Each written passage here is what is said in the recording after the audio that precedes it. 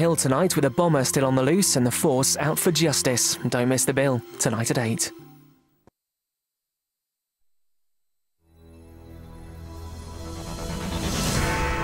Bad girls. We report on the dramatic rise in crime committed by teenage girls.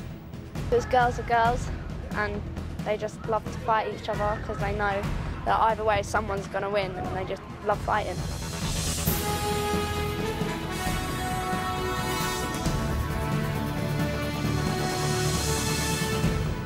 The Youth Justice Board says there's been a 25% increase in minor assaults, robberies, public order offences and criminal damage cases caused by young women. Young men are still responsible for the lion's share of crime, but why are young women now giving them a run for their money? Also this lunchtime. Shameful. Rangers get beaten and their fans take it out on the streets of Manchester.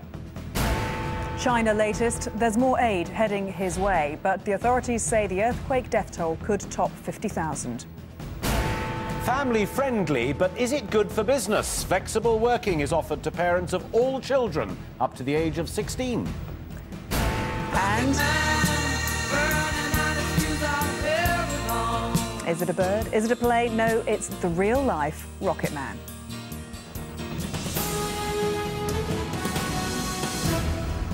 Good afternoon and welcome to Thursday's Lunchtime News. Violent attacks, theft, criminal damage and alcohol-fuelled disorder. Crimes that you would usually associate with young men. But you may be surprised by some new figures published today.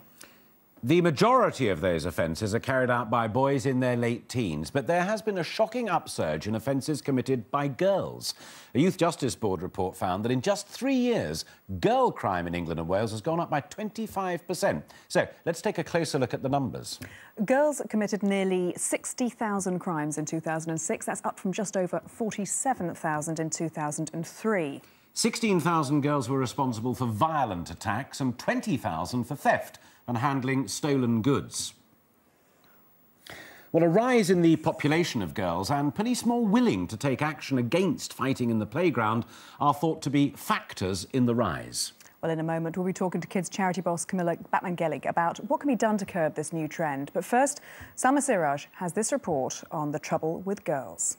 Girls are girls and they just love to fight each other. They walk around smoking and drinking and taking drugs. They try and act harder than what they really are. If they're in an argument, even if it's their best friend, they'll be like, oh, I'm going to fight you and stuff like that. It sounds like playground talk, and it is schoolgirls talking about fellow schoolgirls, but it's not all innocent.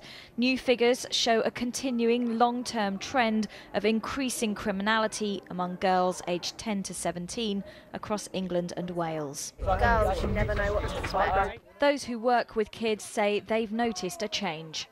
I think a lot of it's attention seeking in terms of looking for something to do, looking to be noticed. The girls are doing everything the boys are doing, and the drinking, the football, the active lifestyle. Report researchers themselves, though, say it's not as dramatic as it seems. As there are a low number of girl offences in the system, it's very easy to get high percentage rises.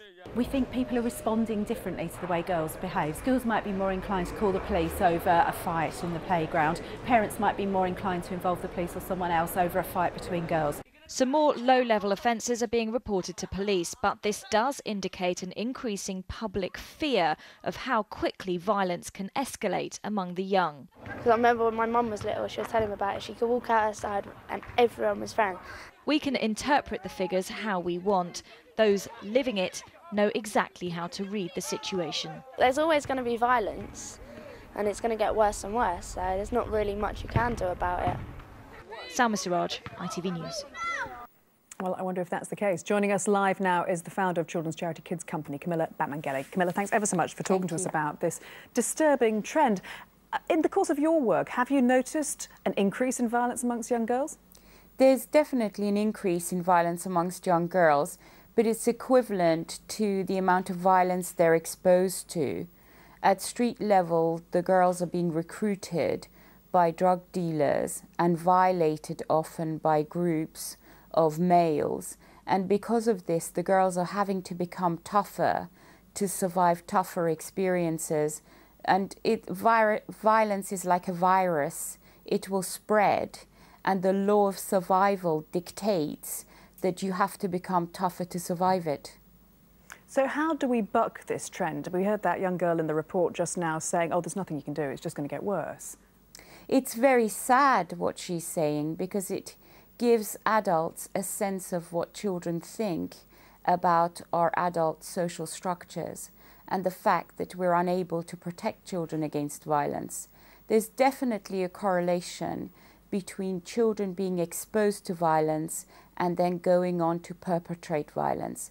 And I think the way to nip this in the bud is to have zero tolerance for violence towards children on any level. And then I think children will not violate other people.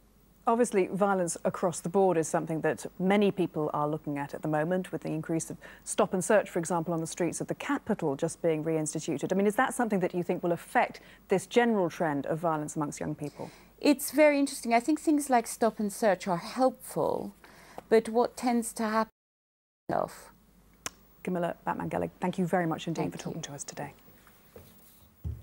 We are sickened. That's how police describe their reaction.